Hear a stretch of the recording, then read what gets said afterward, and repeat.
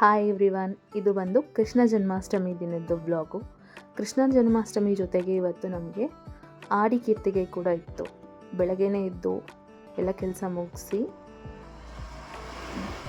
ಬರೋಷ್ಟರಲ್ಲಿ ಹೊರಗಡೆ ಹಸು ಬಂದಿತ್ತು. ಹಸುಗೆ ಅಕ್ಕಿ ಮತ್ತು ಬೆಲ್ಲ ಕೊಟ್ಬಿಟ್ಟು ಇನ್ನೊಂಚೂರು ಪಾತ್ರೆ ತೊಳೆಯೋದು ಪೆಂಡಿಂಗ್ ಇತ್ತು. ಬಂದು ಪಾತ್ರೆ ಎಲ್ಲ ತೊಳೆದು ಅಡುಗೆ ಮನೆಯೆಲ್ಲ ಕ್ಲೀನ್ ಮಾಡ್ಕೋಬೇಕಿತ್ತು. ನೈಟು ತಿಂದಿದ್ದು ಮಾತ್ರ ಇತ್ತು, ಅಷ್ಟೇನು ಪಾತ್ರೆ ಇರಲಿಲ್ಲ. ಅದೆಲ್ಲ ಕ್ಲೀನ್ ಮಾಡಿ ಆಮೇಲೆ ಅಡುಗೆ ಮನೆ ಕೌಂಟರ್ ಟಾಪ್ ಎಲ್ಲ ಕ್ಲೀನ್ ಮಾಡಿ ನಾನು ಹೋದೆ. ಫ್ರೆಶ್ ಅಪ್ ಆಗಿ ದೇವ್ರಿಗೆ ನೈವೇದ್ಯಕ್ಕೆಲ್ಲ ರೆಡಿ ಮಾಡ್ಕೊಳ್ಳೋಣ ಅಂತ ಹೇಳಿಬಿಟ್ಟು ಅಡುಗೆಗೆ ಪ್ರಿಪೇರ್ ಮಾಡ್ಕೊಳ್ತಿದ್ದೆ.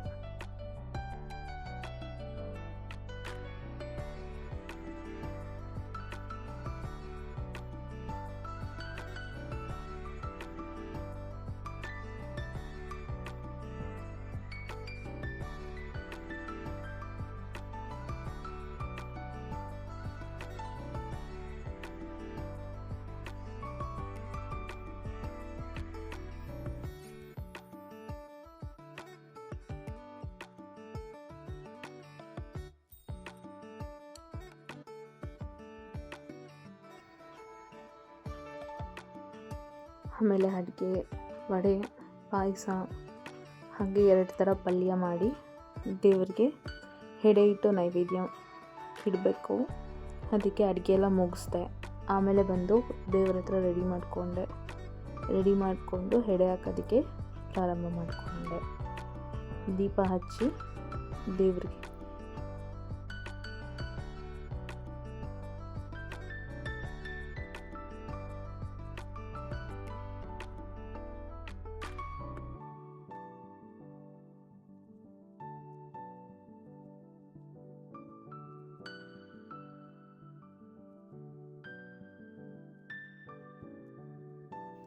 ಎಡೆ ಎಲ್ಲ ಇಟ್ಟಾದಮೇಲೆ ದೇವರಿಗೆ ಪೂಜೆ ಮಾಡೋಕ್ಕೆ ಸ್ಟಾರ್ಟ್ ಮಾಡಿದೆ.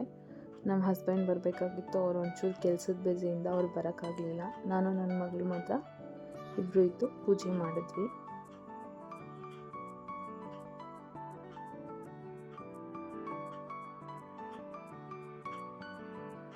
ನಾನು ಪೂಜೆ ಮಾಡಾದ್ಮೇಲೆ ನನ್ನ ಮಗಳು ಪೂಜೆ ಮಾಡಿದ್ಲು. ಆಮೇಲೆ ಇಬ್ಬರೂ ಬೆಳಗ್ಗೆಯಿಂದ ಉಪವಾಸ ಇದ್ದಿದ್ದರಿಂದ ಆಮೇಲೆ ಊಟ ಮಾಡಿ ಸ್ವಲ್ಪ ಹೊತ್ತು ರೆಸ್ಟ್ ಮಾಡಿದ್ವಿ.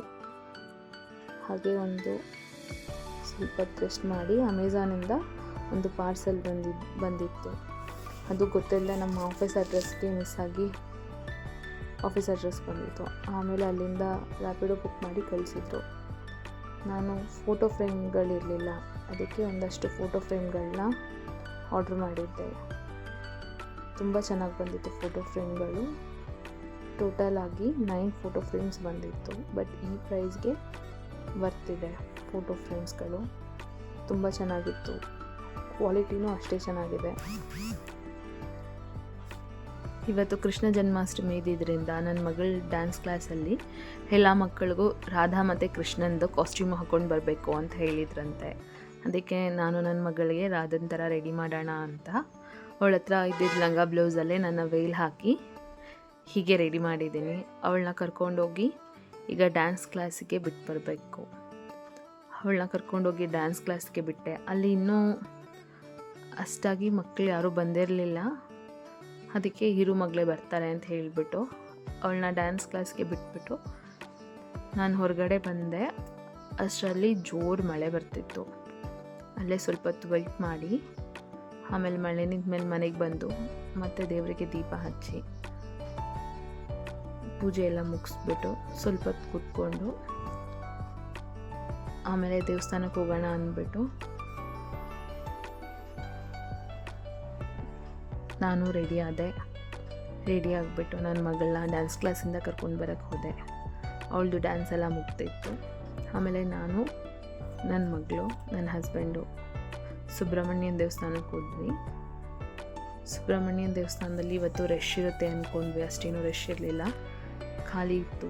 ಹಾಗೆ ಇವತ್ತು ಅಲ್ಲಿ ಬೆಳ್ಳಿ ರಥನೂ ಎಳಿತಾರೆ. ಅಲ್ಲೆಲ್ಲ ಮುಗಿಸ್ಕೊಂಡು ದೇವಸ್ಥಾನದಲ್ಲೆಲ್ಲ ಅಲ್ಲೇ ಪುಟ್ಟದಾಗಿ ಕೃಷ್ಣನ ಕೂರಿಸಿದ್ರು.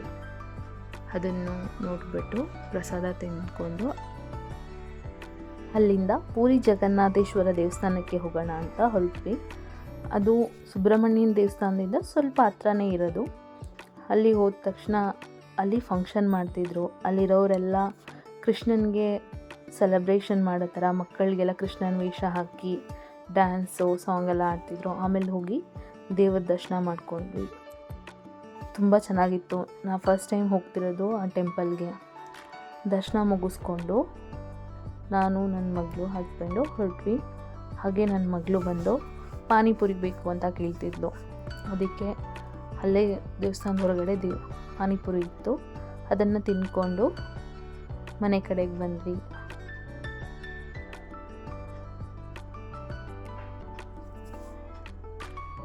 Thank you for watching.